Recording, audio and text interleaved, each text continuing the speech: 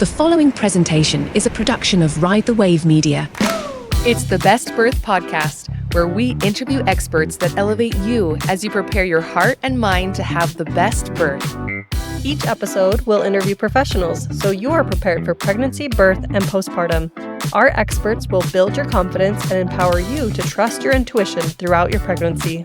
This audio is taken from videos on YouTube. Watch the entire episodes on YouTube at Birth Made Mindful. Here we are with the Best Birth Podcast.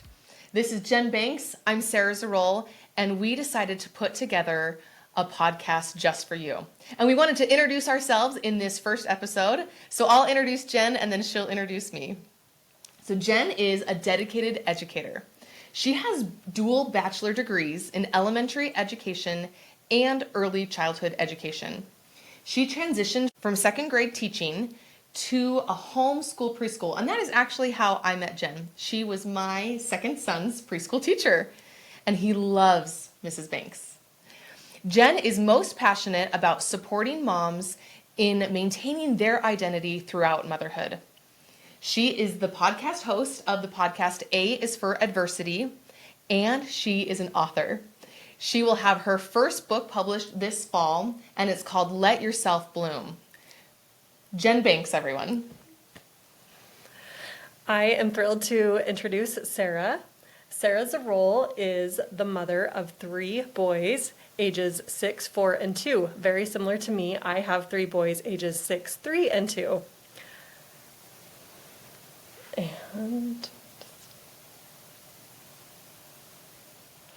Sarah is a musician, a birth coach, a wife and mother, and she loves making everything a bit more exciting. She's the one who can be found doing a DIY project like buying a house and painting all the walls right before a baby is born. Her life's mission is to infect others with happiness and radiate positivity. Dedication, diligence, and determination are 3 words she goes by. She is a yellow personality and a social butterfly, and I am just thrilled to have met her through that connection of the preschool, and we have very similar personalities and vibes and just goals, and so excited to bring forward this podcast for you. We're excited to share a little bit of why we wanted to create the Best Birth Podcast. And as you can see, we have lots of children between us, and we hope that you are preparing to have children and can find some valuable information from the education that we'll share with you. In this podcast, we hope to bring forward 40 experts to elevate both your mind and your heart as you prepare for birth. This is for both parents, mothers and fathers, and we just felt like we needed more resources and support and wanted to give that especially to first-time moms as you're embarking on this beautiful journey that is a little bit unknown and something that you've never done before. And motherhood has been so transformative for me, for my sisters. I think everybody feels like they have to have that support for their births to be successful and to feel like they have a community. When we thought about what we should call the podcast, it definitely came to mind that our hearts and our minds are what we need for that birth. And so the mental preparation, our minds, and our physical preparation, or our hearts. And so that's kind of what we are hoping to bring with each expert that comes on the show, that they share things that we can learn, they share things that we can apply physically. We've got so many great experts that are lined up to take us through the 40 weeks of pregnancy. As a doula and a birth coach myself, I have learned a lot about birth and how it can be an amazing experience. A couple of the ways that I thought to just start you off with your mental preparation is the concept of time and the concept of pain. So when it comes to labor, how long will labor last? This is always the first question that we're always asking ourselves, that we're asking our doctors, probably that our husbands are asking us, or in the case of people who haven't heard from you and they know that you were at the hospital, like, hey, where is the baby? So how long will labor last? And as I did a lot of research, it shows that an average labor will last from 12 to 24 hours. Now, there's shorter labors and there's longer labors. I decided to do a little research online to see kind of where that stood. And there's a Guinness Book of World Records that says that the fastest labor is 27 seconds. I don't know how that's possible. And if they're considering like from first contraction to when the baby's born, that's incredible. And then the longest was a woman named Joanna in Poland, and she labored for 75 days.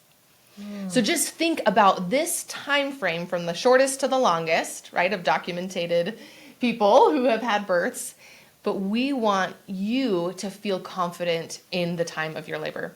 I remember thinking with my first, well, as long as it's shorter than the time I ran my marathon, boy, was I surprised when my labor was 40 hours long with my first baby.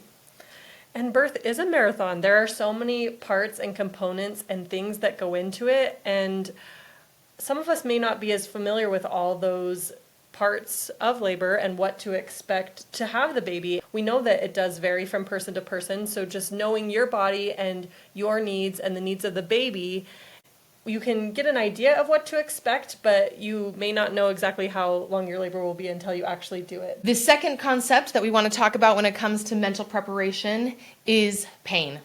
And in learning that pain isn't necessarily controlled by our body, but it's more found in our mind and what we even consider to be painful. I think that it's important to understand that no matter how somebody chooses to birth, there's going to be elements of discomfort, right? If you choose to have an epidural, if you choose to have a C-section, maybe it wasn't your choice, there's going to be that pain. And so learning how to manage your pain is one of the important parts of going into it, even if you're choosing to get that epidural, because you won't get the epidural right when you start having contractions, right? For many of us, you go in and there's a little bit of time. So in this podcast, we're hoping that a lot of our experts will teach us their pain management techniques so that you have a lot of tools in your tool belt when it comes to pain management.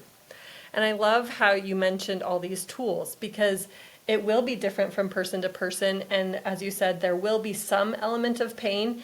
And our mission on this podcast is not to tell you how to birth and what the best birth would be. We want you to learn through the tools and resources and the support that we share to figure out what the best birth means for you personally. That's incredible. And I love that we are hopefully empowering you to trust your intuition and to be able to make some decisions based upon the experts that we bring in. There will be things that you've never heard before because some of our guests have already surprised us with things we've never heard before. Just having that knowledge so you can make informed choices. All right, now the ways that we're going to give you some takeaways to prepare your physical nature or your heart, right? Preparing physically. So the pillars of labor. As I've been studying, I've come to understand that there's 3 pillars of labor. What has to take place before your body can have a baby? So your hormones have to dance, your cervical changes have to take place, and your baby has to align. A lot of times, if these 3 things don't happen, then you might need a C-section. Even sometimes with a C-section, those things have happened. One thing that everybody will agree if they've had a baby before is that your plans will change and you have to be prepared for those plans to change. A lot of people are familiar with Dr. Friedman. He was doing some studies in 1955 and found that the average dilation was 14 hours from 0 to 10 centimeters. Now that sounds like a pretty short amount of time, seeing that my labors were, 40 hours, 30 hours, and then around 10 hours for my last son. But I think it's also interesting to note that in his study, there were only 500 patients. They were all Caucasian, and they were at a single hospital. 96% of these women were also sedated. So they were using Demerol to sedate these women. If you ask your grandmother about twilight sleep, she might be able to tell you more about what this experience was like to give birth in the 1950s. So 14 hours was the time that he came up with for cervical change, from getting from 0 centimeters to 10 centimeters in dilation. In 2014, COG encouraged providers not to use 14 hours as the metric in which they could say that a woman has now failure to progress if she hasn't had the baby by then. In 2010, there was another study by Zong who studied 62,000 women. These were from 19 different hospitals, and he found that going from 4 centimeters to 5 centimeters took 6 hours, the average, and going from 5 centimeters to 6 centimeters was another 3 hours. So there was 9 hours for just 2 centimeters of cervical change.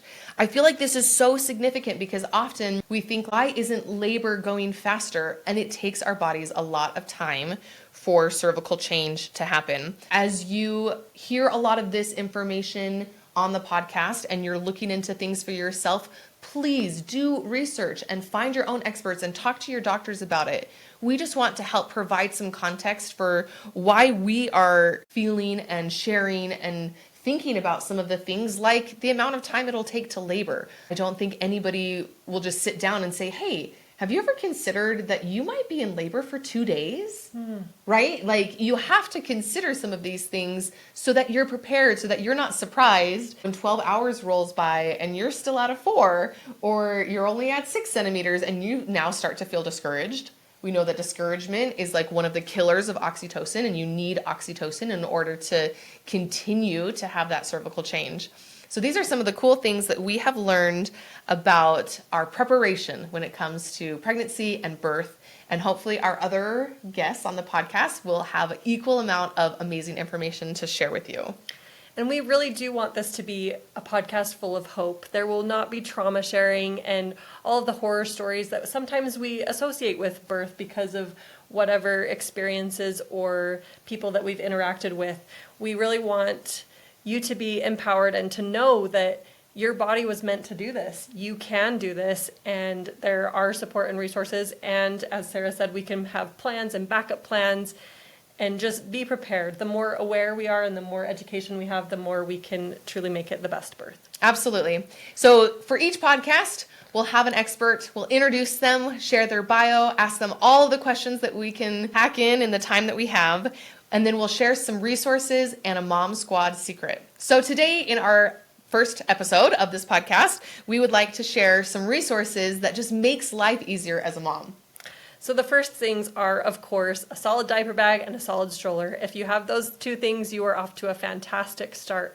My favorite diaper bag is from Land's End, and I love it because it's embossed with our last name, and it comes with a diaper changing pad. And what I love about Land's End is that it has a 100% money back guarantee forever. All for life. And so my sister-in-law, her dogs chewed the leather handle straps, and I was able to return it and get a brand new one. So that was fantastic. That's awesome. And we'll have all of our resources linked in our show notes, so you'll be able to go and click on anything that we talk about. We'll have a lot of books that we share. Both of us love reading and finding information through books.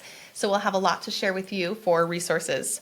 And then we'll have our Mom Squad secrets each week, where we take from our communities. Each of you are able to add to this if you'd like. We'll have a link to that Facebook group so you can kind of share your tips and tricks for our squad as well.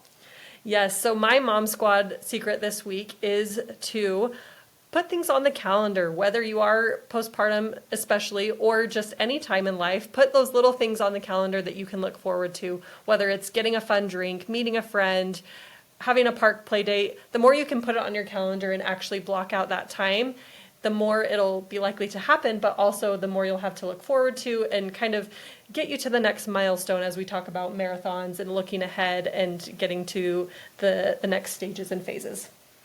And my Mom Squad secret for the week would be get ready to reinvent the weekend. When I was a first-time mom, I left a corporate job working 8 to 5 every day, and I always had that weekend where I could rest, where I could go and hike, I could do anything I wanted, really. And when a new baby came along, it was such a huge difference in my weekly routine, right? Like I all of a sudden didn't really have that built-in break of a weekend. Getting things on the calendar that you can look forward to, but making those throughout the week, that really helped me recognize that while I am going to be on call, I'm breastfeeding an infant, and I have great support and I have great help, and there's babysitters always available, just kind of reinventing the weekend for you. I love that, Sarah. Just making sure it happens because you don't have it naturally built into your week as a full-time caregiver. That's fantastic. Well, we are just so excited to bring you this podcast and to have been able to talk with you, and look forward to sharing more with you via our experts.